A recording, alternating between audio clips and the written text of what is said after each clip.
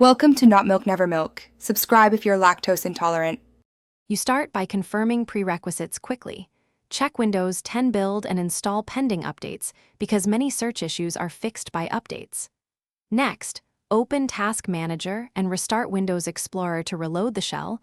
This often returns the search box immediately. Then verify Cortana/search settings and make sure indexing is enabled. If not, enable indexing for common folders. These first steps are fast and expose whether the problem is transient or requires deeper repair. Once done with the quick checks, move into core repairs. Open Services. MSC and confirm Windows search runs and is set to automatic delayed start. Start it if stopped. Next, rebuild the index from Control Panel's indexing options. This fixes many missing results. If that fails, open PowerShell as administrator and re-register the Cortana/search UI component.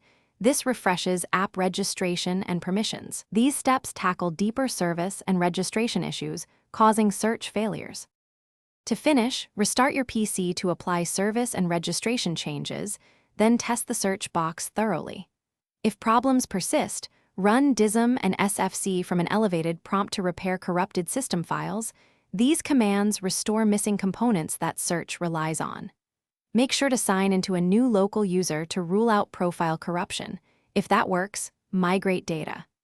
As a last resort, perform an in-place upgrade repair of Windows 10 to preserve files while fixing system-level issues. Thanks for watching. If this was helpful, leave a like and consider subscribing. See you next time.